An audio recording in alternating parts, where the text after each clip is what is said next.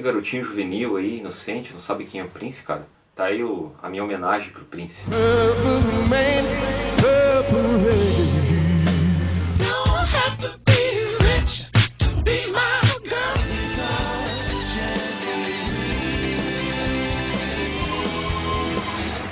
Thank you very much.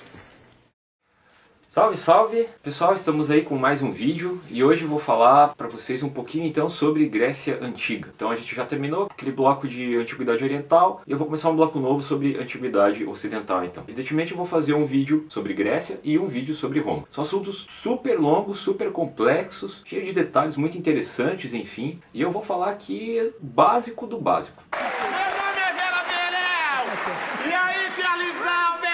O que é que te sucede no pedaço? Então vamos lá. Primeira coisa, os gregos são considerados então os pais do Ocidente, né? A Grécia é chamada por muitos de berço do Ocidente, porque basicamente tudo que nós temos hoje em relação à filosofia, política, os próprios sistemas políticos, talvez o mais famoso deles, né? A democracia, vem da Grécia Antiga, enfim, né? Da cidade de Atenas. A gente tem enormes contribuições em diversas áreas do conhecimento. Filósofos gregos são estudados continuamente, foram estudados durante quase toda a Idade Média, durante a Idade Moderna, o período contemporâneo. A mitologia grega atrai muita gente, a gente tem produções cinematográficas enormes falando também sobre as guerras nas quais os gregos se envolveram. O mais famoso deles é o 300. This is Sparta!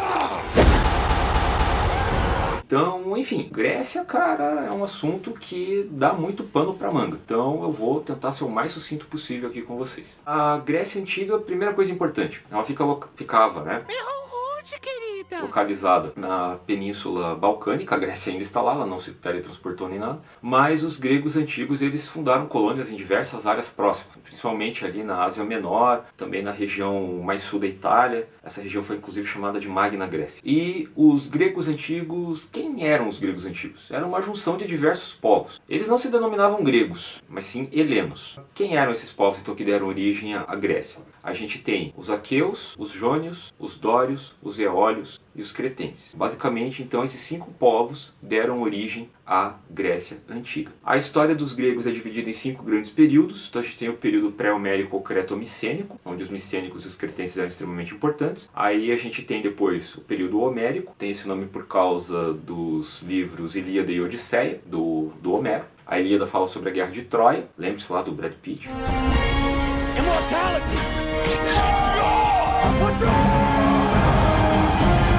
Odisseia vai falar sobre o retorno de um personagem importante, né, nesse conflito todo, o Ulisses ou Odisseu, para a Grécia. A Ilíada tem esse nome por causa do nome que os gregos davam então aos troianos, né, de Ilium, como era chamada a região na qual eles lutaram. Aí depois nós temos o período arcaico, que é quando a gente tem o nascimento da cidade-estado na Grécia Antiga. Depois o período clássico, quando essas cidades-estado, principalmente Atenas e Esparta, tinham várias outras, mas essas são as duas principais, acabam chegando no seu auge de desenvolvimento. E aí depois nós temos o período helenístico, que é quando essas cidades-estado perdem basicamente a sua liberdade. E elas são dominadas então pelo Alexandre Magno, Alexandre o Grande. And I promise you'll conquer death! The gods have a way of punishing such pride. No man or woman can be too powerful or too beautiful without disaster befalling. A dominação começa ali com Filipe II, que era pai de Alexandre, e daí depois a gente tem, aí sim, o Alexandre dominando aquela região e construindo um império gigantesco. Vamos lá, características importantes e bem básicas sobre cada um desses períodos então. Então no período creto-micênico, a gente tem os cretenses e os micênicos como sendo os povos principais a dominar essa região, a região da Grécia. Nós temos o desenvolvimento de 2 formas de escrita, a linear A e a linear B. A gente tem uma participação principalmente na civilização cretense das mulheres. Não que as mulheres tinham direitos políticos ou coisa do gênero, mas elas eram bem respeitadas, eram figuras valorizadas até dentro dessa civilização. E a gente tem o conflito dos aqueus com os cretenses. Depois, já no período homérico, a gente tem a formação das primeiras comunidades gentílicas dentro da Grécia. Essas comunidades eram organizadas em torno de um pater familia, né, uma figura, um líder lá principal, e a propriedade de terras era coletiva. Aí o que acabou acontecendo? Passou-se vários anos, a gente está falando aí 1 milênio antes de Cristo, mais ou menos, e começou a faltar terras férteis para a galera. porque os gregos viviam então numa região extremamente montanhosa, e essa região montanhosa tinha poucas terras férteis. E aí, conforme a população foi aumentando, foi faltando terra para todo mundo. E assim os gregos decidiram então fazer uma divisão das terras de acordo com o parentesco que as pessoas tinham com o pater familia, com o líder. Essa divisão então deu origem a uma nova organização social dentro da Grécia, de comunidades gentílicas. A gente teve a criação então lá de 3 grupos principais: os eupátridas, os georgóis e os tetas. Eupátridas, donos das melhores terras; os georgóis ficavam com as piores terras, e os tetas sem terra.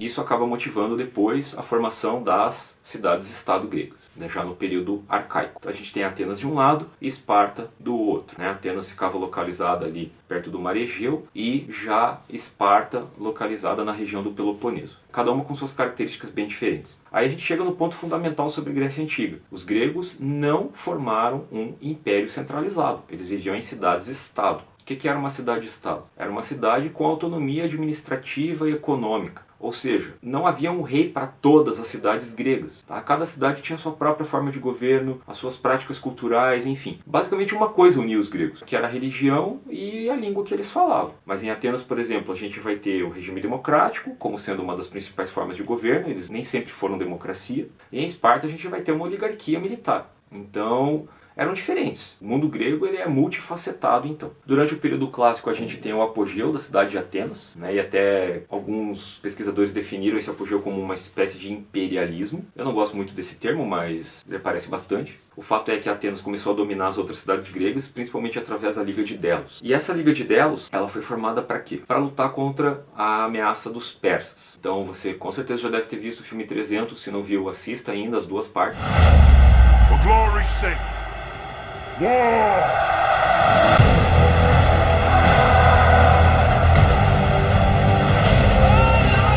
Today we will dance across the backs of dead Greeks. Esse filme é bem legal, bem divertido, lógico, tem alguns exageros lá, mas vale a pena você assistir para relembrar algumas coisas importantes sobre essas batalhas que ficaram conhecidas como guerras médicas. Não é porque tinha médico brigando, mas porque os gregos chamavam os persas de medos, generalizavam de certa forma isso. No fim, né, depois que os gregos derrotam os persas, eles entram num conflito interno. As cidades não aceitavam mais o domínio de Atenas, principalmente Esparta, Tebas, e aí começam as guerras do Peloponeso. E aí a Grécia vira um caos. A gente vai ter a Liga do Peloponeso lutando contra a Liga de Delos, e daí vira uma bagunça dentro da Grécia, e essa bagunça toda gera o enfraquecimento das cidades-estado, que aí sim são dominadas então pelo Alexandre Magno. Então, numa linha bem simples, bem simplificada, a gente tem essas características principais dentro da história grega. Lembre-se das contribuições culturais dos gregos, que são extremamente importantes, e da enorme herança que eles deixaram então para o mundo ocidental. Ok? É isso. Espero que vocês tenham relembrado algumas coisas importantes, e grande abraço para vocês. Até mais.